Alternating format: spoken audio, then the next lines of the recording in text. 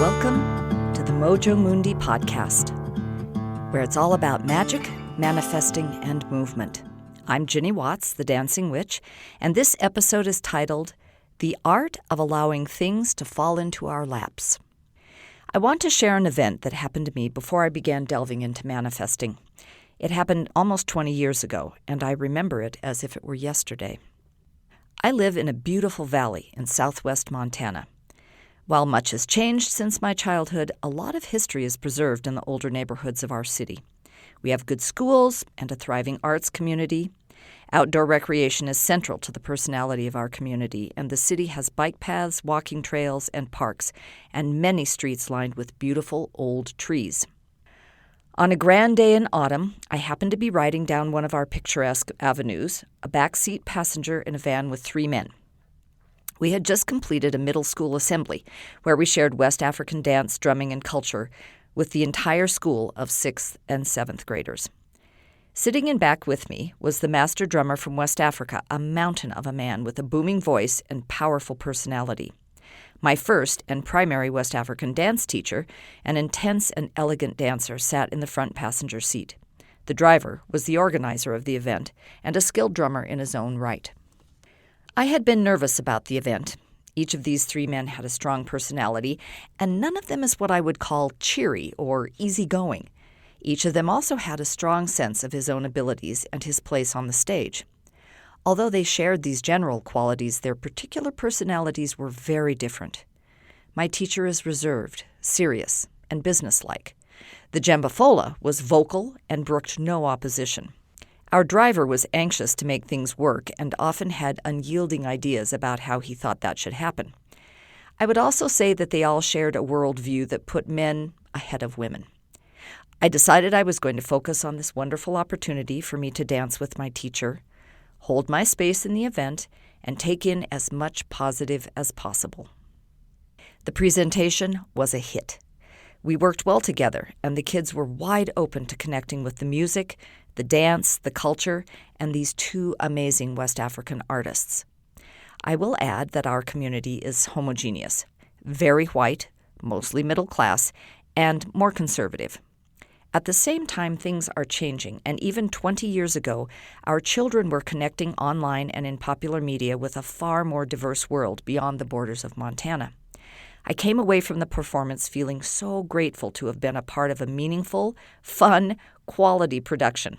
It felt good to be supporting these 2 artists with paying gigs, giving my time to make it all work. Our job was done, and we were on our way back to the hotel to drop our 2 guest artists off. And that is how I ended up in the second seat of the van, observing these 3 men who took no notice of me.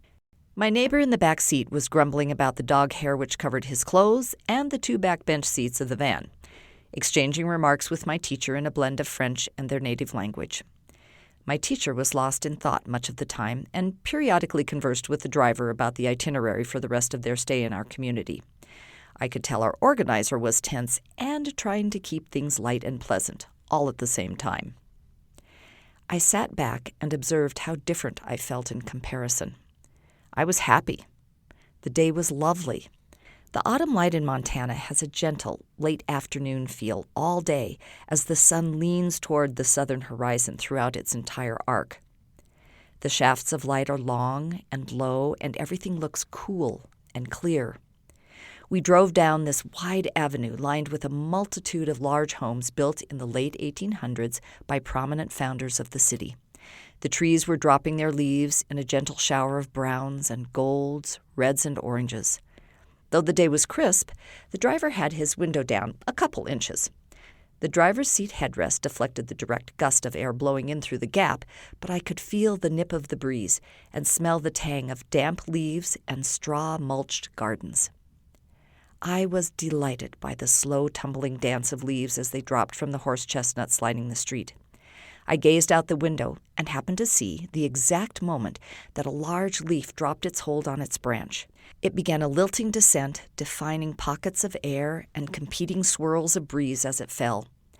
I watched as we came closer and closer toward this dancing leaf, and I was filled with a deep gratitude for where I lived and how I lived, for this day and this moment and this single, individual leaf that held my attention.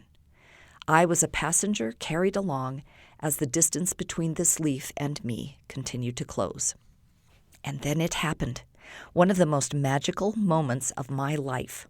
I watched as the leaf lifted, stalled in the air, gently backtracked, and then in one graceful flow, flew in through the narrow opening at the top of the driver's window, arced up over his head and the headrest of his seat, and gently settled into the palms of my upturned hands, where they rested in my lap, forgotten until that moment. My mouth was open in a silent exclamation of delight and wonder. I immediately looked around to see if anyone else had noticed this wondrous gift. It was as if these gentlemen were frozen in time, unchanged from where they had been and what they were doing when I checked out of the van and into the remarkable world beyond. While the entire flight of this delicate leaf had likely taken only seconds, it seemed as if it had been a journey of much greater proportion, and I had been the only witness. I thought for a very brief moment about sharing my experience, about spreading the magic to my fellow passengers, that they might feel the thrilling gratitude that filled every cell of my body. And I chose not to, understanding that this was an intimate experience meant just for me, a communication of grace between deity and me. I had co-created magic in its truest sense. I have treasured that experience, recounting the events to only a handful of people across almost 2 decades. In the intervening years, I was introduced to manifesting and came to incorporate manifesting as an integral part of my spiritual belief system and my spiritual practice.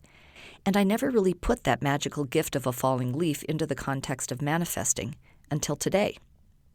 Once again, it is fall. No clear, cool light. The west is burning, and smoke from grasslands and forest fires across 5 states obscures the mountains that are only 6 miles from my home. An orange-gray light casts everything in an eerie twilight, though it's 8 a.m.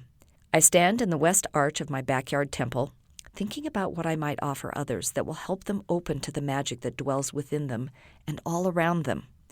I hear a rustling above me, and my attention is drawn up to a dainty pine siskin that has just alighted on the branch of a spreading willow tree adjacent to where I'm standing. And in the next moment, I see a willow leaf, thin and golden, detached from the branch just above the pine siskin. My eyes follow its quick, spiraling descent onto the grass at my feet. I have my answer. Now it is time for a wider audience to share the story of the magical leaf that literally fell into my lap. The events of that remarkable autumn day, almost 20 years ago, offer a multitude of guideposts to help us find our way to an understanding of how manifesting and the art of allowing work in a real-life experience. I'd like to break it down and follow the chronological path that unfolded into a moment of true magic. I started out the day with some apprehension based on my past experience with the men I would be joining on stage. I noticed what I was predicting and made a conscious choice to focus on the positive aspects I anticipated rather than the negative aspects I was considering. I allowed that any number of things might happen, things that might be perceived by me as negative or as positive. I allowed myself a conscious choice to remember the positive aspects of the day that were guaranteed, rather than unconsciously relying on the habit of worst-case scenarios. I was dancing with my teacher on stage, which is a remarkable gift, dancing to drumming played by all 3 of these gifted artists. I was part of a positive cultural exchange, working with kids in an educational setting. All these things that I love were happening. I also reminded myself that my what-ifs certainly contained some possible unpleasantness, and an unlimited number of happy possibilities. What if I danced better than I ever had before? What if we got some additional gigs out of this presentation? When we speak of allowing, it's difficult not to immediately picture having to change disappointment into acceptance, a mental struggle to reframe our challenging experience into something less constricting and more cheery. Often, however, we aren't struggling with what is. We are already in disappointment before anything has actually transpired. Allowing doesn't mean we have to ignore unpleasantness or look happy when we aren't. Allowing asks us to relax the boundaries of what we consider possible or worthy of our attention. How would it be to see the whole experience, a mixture of desired and less desirable, of wanted and unwanted. When we experiment with this broad view, what we find is that the vast majority of our experience is made up of neutral to some varying degrees of positive moments. Contrast that with cherry-picking the bad moments and turning a spotlight on them, as I did when I focused on the possibilities that there might be unpleasantness, while initially ignoring the joy that was guaranteed. When we focus on negative expectations or negative experience, thinking about the unpleasant circumstances before and after they have transpired, we magnify the negative impact of them. We actually juice up the negative. We unwittingly support making the negative feelings worse and encouraging their longevity. The law of attraction is in operation always, and in these practices we are actually working diligently to attract exactly what we don't want. I know that things were not perfect in our performance. They never are. I also know we were all satisfied with the presentation, and the school and student response was overwhelmingly positive. That day, for a while, I allowed myself to release my habit of highlighting the few things that didn't go smoothly in favor of allowing the preponderance of the positive elements to command my focus. My mood was now buoyed by concrete evidence of joy, acceptance, competence, and success. I no longer had to choose to focus on the positive. I was carried along by the positive vibrations within and flowing to me. I climbed into the van where the vibe was not nearly as positive. It wasn't terribly negative, just mildly so. Again, I had a number of options from which to choose. Focus only on certain elements of the reality, deny or ignore the reality altogether, or acknowledge the entire multitude of energies present in the van, and then connect with what was most harmonious with me. This time, I chose to be present to the present. In acknowledging the disparate moods of each passenger in the vehicle, the contrast highlighted my joy. I was able to avoid the hook of others' moods, instead connecting with my own experience. I was already in joy, and the universe was eagerly meeting me in that joy. But allowing is much more than a cognitive intervention. Allowing is a spiritual practice based in trust, love, and gratitude. Allowing invites us to connect with what we would like to have happen, and then to see what the universe responds with. It is a dialogue. Co-creating is a process that involves more than one individual. We are creating with the universe, with deity, and deity is creating with us. I understand the appeal of the magic genie as a metaphor for co-creating. It's familiar, it's simple. It highlights the incredible power that we can access for manifesting. It emphasizes the idea that deity is working with us to manifest our wishes. And it underscores the importance of ease that is integral to manifesting. Manifesting is effortless, and effort interferes with manifesting. At the same time, I think this metaphor is misleading. In my experience, co-creating is not as simple as presenting our list to Santa Claus and walking out to the living room on December 25th to find every item on the list wrapped and awaiting us. I hear people placing a lot of emphasis on knowing exactly what we want and picturing just how we will experience getting just what we've asked for. Maybe that works for some people. That isn't how it works for me, nor does that seem to work for others around me who are hoping to manifest their desires. The Abraham, through Esther Hicks, talk about receiving the essence of what we desire and recognizing that the universe knows the best how and when and where to deliver that essence. That is different from handing over a list to deity and having the goodies pop into reality at our feet. Instead, we offer an idea, a desire, and open to Creator as if to say, "What do you think?" The day that I rode down the avenue in my hometown, I was being present to the joy, the love, the abundance, the magnificence of my world in the moment, in the here and now. I was attending to all the beauty because it felt good. It was easy to be amazed at the inherent elegance of nature.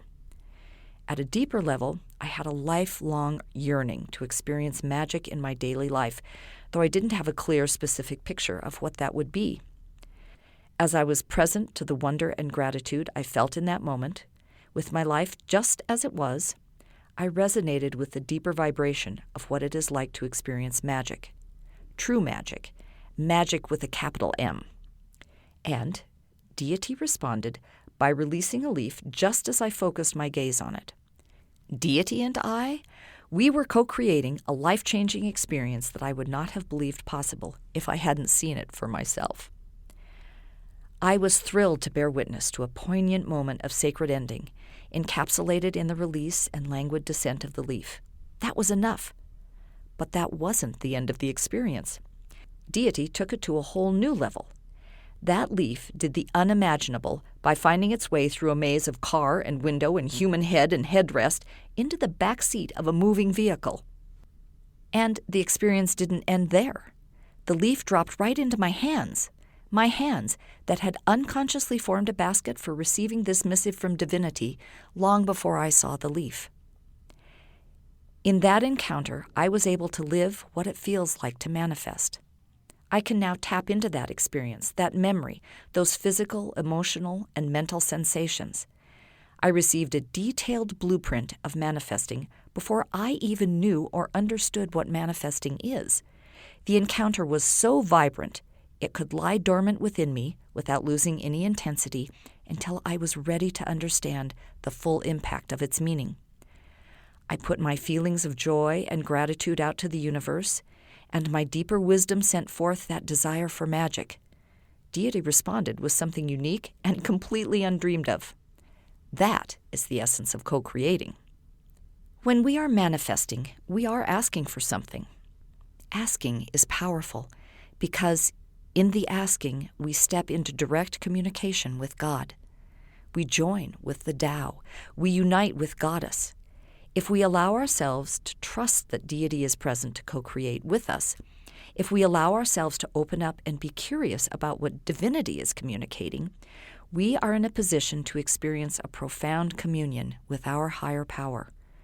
When we recognize the reality of our dialogue, when we honor the communion, we come to understand that manifesting is a spiritual practice. It is opportunity to interact with the metaphysical while we exist in the physical. I'm going to go out on a limb here, given that we're talking about trees and leaves, and say that when we ask, the answer from Deity is never, forget about it. I can already hear the protests. Bear with me. Asking and not receiving is so painful, particularly when we've followed the guidelines, taken the seminars, read the books, worked on our limiting beliefs. While communication with the divine is life-changing, it takes practice to sort out what the message is. Sometimes the message is crystal clear. And for some people, the dialogue is as natural as conversing with another human. But for many people, including me, it is more like deciphering coded messages or trying to communicate with someone who doesn't speak our language. It takes time that we may not believe we have, time that we don't want to take. Most often, we jump to a conclusion about the message that is completely inaccurate. We interpret the divine transmission based on past experiences, usually with other humans. When things don't turn out as we wanted, or when we're waiting and nothing happens, we assume we're being punished, or that fate likes to play tricks on us, or that we missed our one chance, or that we don't deserve what we are asking for, or that we aren't worthy of receiving. In my experience in my own life, and from what I've observed in others' lives, we don't manifest something because it's not the right time yet. Maybe we are asking for something that isn't ours to ask, like when we want someone to do something that would make us feel better, but that isn't in harmony with them. It doesn't mean that we don't deserve to feel better. It means that we don't have the understanding that things outside of us can never solve what's inside of us. Even if we are wanting someone to do something different so they will feel better, it's still the same dilemma. Often, our essence, our soul, our higher self knows that.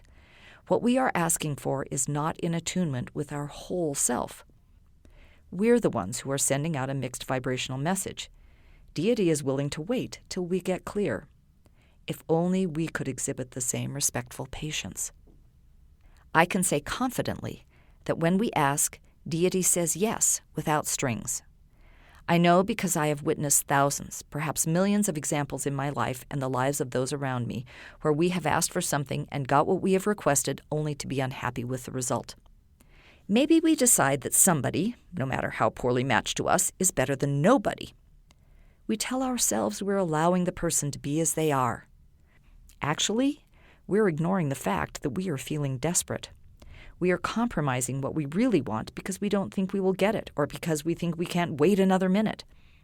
So ignoring the underlying reality, we are thrilled when somebody shows up, only to be disappointed, miserable when they aren't who we want them to be.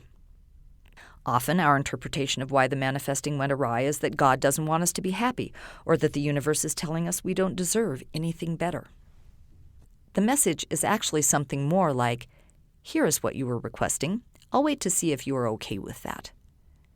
We have an opportunity to trust that deity really is willing to be our co-pilot and to accept responsibility for the course we have charted. We can take in the love of a divine being who is absolutely willing to patiently and non-judgmentally hear from us that we'd like to try again and to wait for us while we make some changes to the plan.